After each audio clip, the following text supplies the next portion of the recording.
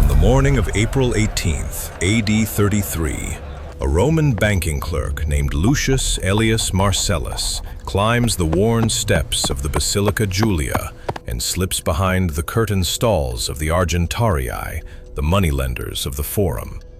He walks briskly into the most restricted corner of his patron's booth, his mind fixated on the problem that has plagued them for the past couple of days: the strongbox.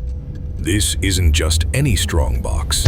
It's the cash reserve that keeps Rome's credit alive.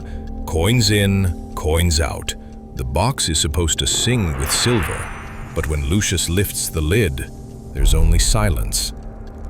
After scrambling for 2 days, sending runners for repayments, pleading with debtors, pawning favors for coins, the first sacks finally arrive. Relief spreads for a heartbeat. But then the real flood begins. A backlog of wax tablets and legal notices, far more than expected, shoved into the booth by panting messengers. It's soon obvious something isn't right. Across the city, creditors are calling in loans at once. Men are dumping land for whatever price they can get. Coin vanishes into hoards and treasuries. Panic erupts as Lucius watches respectable names beg for time they won't be given.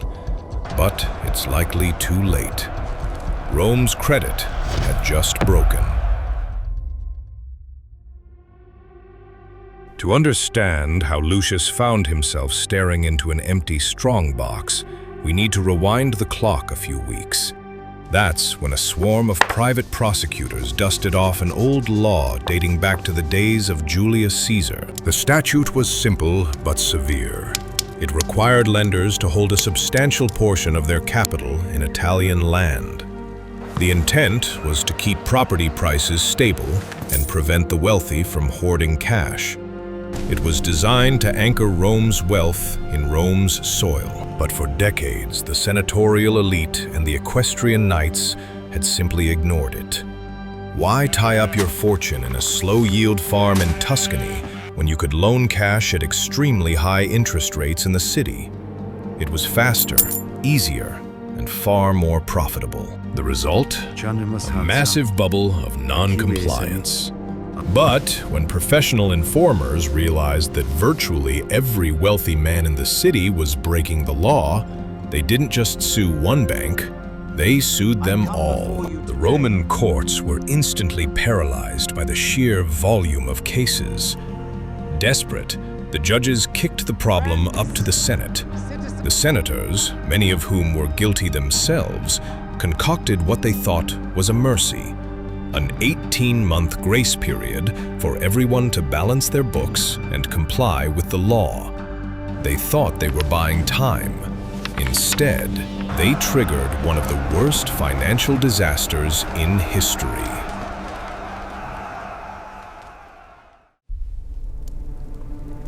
To comply with the law, the lenders needed to buy land immediately.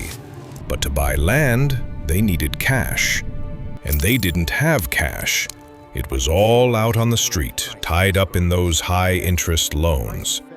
So, to get the liquidity they needed, the lenders did the only thing they could. They called in every outstanding loan, simultaneously. But who held the majority of those loans? The landowners. To pay back the lenders, the debtors had to sell their estates. But I had no choice. Suddenly, the market was flooded with land for sale, but the coin required to buy it had vanished. Land prices collapsed so much, the debtors' properties were worth less than the loans. Insolvencies skyrocketed. Meanwhile, those with cash held on, waiting for prices to reach the bottom. The Senate, seeing the growing economic crisis, decided to mandate that lenders hold 2/3 of their wealth in property. The result was catastrophic. Even more loans were recalled, and the cycle intensified.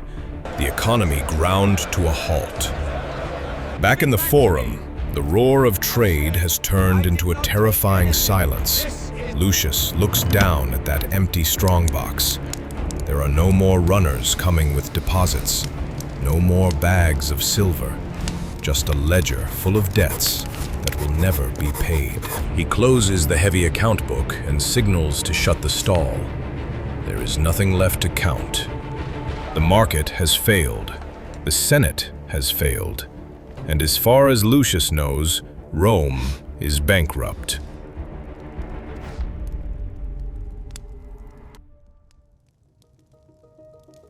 Seeing his empire on the brink of economic collapse, Emperor Tiberius came to a difficult solution. The empire had to inject liquidity back into the market.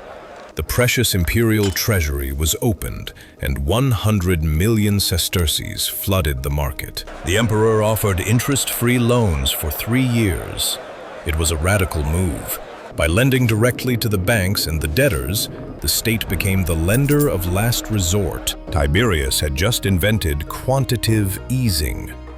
2,000 years later, the Federal Reserve faced an almost identical liquidity trap. Just like Tiberius, they realized the market couldn't save itself. And just like Rome, they opened the floodgates, pumping billions into the banking system to unfreeze credit. For Lucius, back in the stall, it meant the nightmare was over. The runners returned, the strong box filled up. The panic of 33 AD ended not with a revolution, but with a loan.